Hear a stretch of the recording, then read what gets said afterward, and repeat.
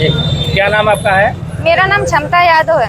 कहाँ की रहने वाली हैं? जीएनपुर बाजार खास की रहने वाली हूँ। आज आप एसपी कार्यालय आई हैं, क्या मामला है? मामला ये है कि सर दुर्गेश कुमार ने जहर खा के आत्महत्या की, इसकी धमकियाँ वो मुझे लगातार देता रहा और उसके परिवार वाले मेरे परिवार पर उसके आत्महत्या को हत्या बता के मेरे निर्दोष परिवार को फंसा रहे हैं। मुझे न्याय चाहिए सर। कितने लोग फंसे हैं आपके परिवार के? मेरे परिवार के 6 लोग फंसे हैं और एक ज्ञानेंद्र मिश्रा जी ज्ञानेंद्र मिश्रा का इसमें कोई दोष नहीं है, वो सरासर निर्दोष इंसान है। तो पुलिस का क्या मतलब क्या कहना है, क्यों उनको फंसाई? वो उसके घर वाले कह रहे हैं कि मेरे घर वाले उनको मारे पीटे हैं और पूरे दोष सब ज्ञानेंद्र मिश्रा पे लगा दिए कि जहर वो पिलाए हैं, जबकि वो समझाने के अलावा उसको और एक लफ्ज भी कुछ नहीं बोले थे। मामले की शुरुआत कहाँ से हुई? जैसे ये कहा जा रहा है कि क्या आपका उनको कोई परिचय था पहले से? हाँ, परिचय यही था सर कि जो ज्ञानेंद्र मिश्रा सर का स्कूल है वहीं पे वो पहले पढ़ाने जाता था, मैं वहीं पे पढ़ती थी, उसकी मेरे पे गंदी निगाह हो गई थी। उसके बाद वो तैयारी करने के लिए इलाहाबाद चला गया, मैं अपना स्कूल चेंज करके दूसरे स्कूल में चली गई। उसके बाद से बंद हो गया। फिर मेरे घर पे एक पारिवारिक विवाद हो जाता है जिसमें वो मदद करके मेरे माता पिता की नजर में अच्छा इंसान बन जाता है।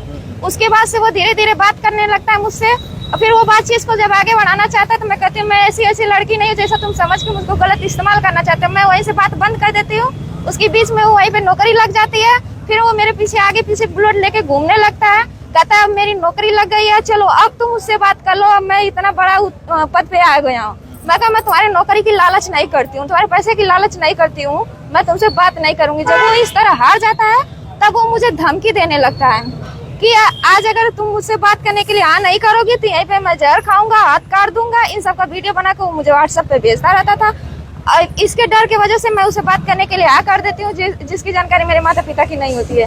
वो मुझे डरा धमका कर लगभग 3 साल तक मुझसे शोषण करता रहा। उसके बाद मैं जब हिम्मत करके उसके घर पे बताई तो उसके घर वाले पहले तो बोले कि ठीक है मैं समझा लूंगी, लेकिन वो उनके समझाने पे भी नहीं समझा। फिर से वो मुझे उसी तरह टॉर्चर करने लगा। फिर मैं उसके घर पे मम्मी से फिर हिम्मत करके अपने घर पे बताई। फिर मम्मी से कही कि मम्मी देखो अभी पापा को मत बताना, अभी आप ही उनसे बात कर लीजिए, वो लोग भी अच्छे लोग हैं, मान जाएंगे बात, पढ़े लिखे से। तो जब मेरी मम्मी उनसे रोई गिड़गिड़ाई विनती की तो फिर भी वो कहे कि तुम्हारी बेटी खुद गलत है, तुम खुद गलत हो, तुम खुद को संभालो, हमारे बेटों को मत कहो। ऐसा करने के बाद तब हमारे पिताजी उनके घर पे 3 से 4 बार पंचायत लेके गए। उसके बाद वो मामले को नहीं सुनते हैं। उसके बाद हम कहते हैं कि मम्मी अब हमारे पास इतने पैसे नहीं है कि हम पुलिस थाना या केस पे करके देख पाएंगे, क्योंकि वो लोग बड़े लोग हैं सरकारी, उनके घर में बहुत लोग सरकारी पदों पे हैं। अजय इंजीनियर जैसे लोगों का उनको सपोर्ट है।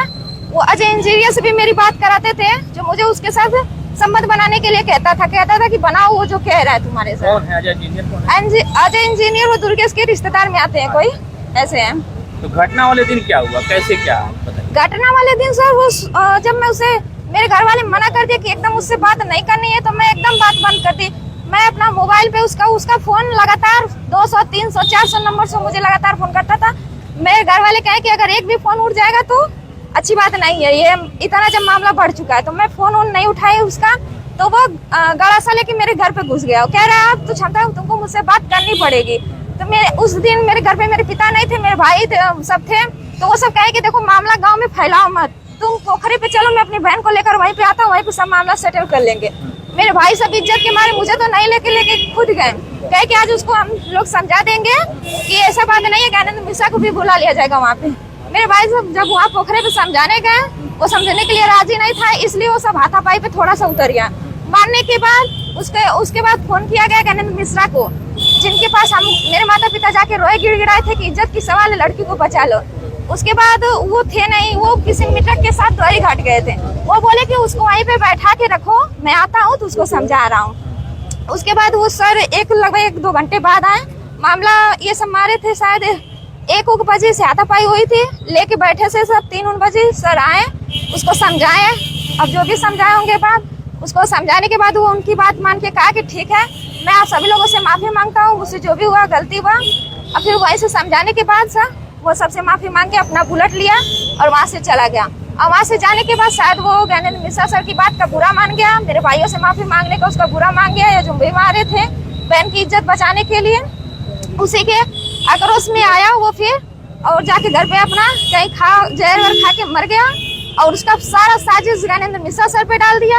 मेरे परिवार वालों पे डाल दिया, यही मामला है सर। आपका कहना है कि उसकी हत्या नहीं हुई, उसकी हत्या नहीं हुई, वो आत्महत्या किया है। इसके सबूत उसने मुझ पे बहुत बार मेरे व्हाट्सएप पे भेजा। जब आपके घर पे गया तो कोई वीडियो फोटो बना था कि नहीं? जब नहीं सर, वो गर्सा लेके गया था तो हम लोग डर गए और कहने नहीं ऐसे पूरे गांव में मामला मत फैलाओ, तुम पोखरे पे चलो, वहाँ पे कोई नहीं रहता, हम लोग अकेले में बात कर लेंगे वहाँ पे, इसलिए मामला वहाँ आप पे। यहाँ एसपी से यहाँ आई, क्या चाहती क्या है आपको बताइए? मैं चाहती हूँ कि जब एक बेचार लड़की जब अपनी इज्जत बचाने के लिए एक इंसान के पास गई, उसके माता पिता उसके इंसान के पैर पे गिरे हुए इंसान बेचारा उसकी इज्जत बचाने के लिए खड़ा हुआ, उसके परिवार वाले सारे के सारा मामला ज्ञानेंद्र मिश्रा पे ही डाल देते हैं। यही तो मुझे इंसाफ चाहिए, मुझे ज्ञानेंद्र मिश्रा, मेरे परिवार सभी लोग निर्दोष हैं। ठीक ठीक है सर।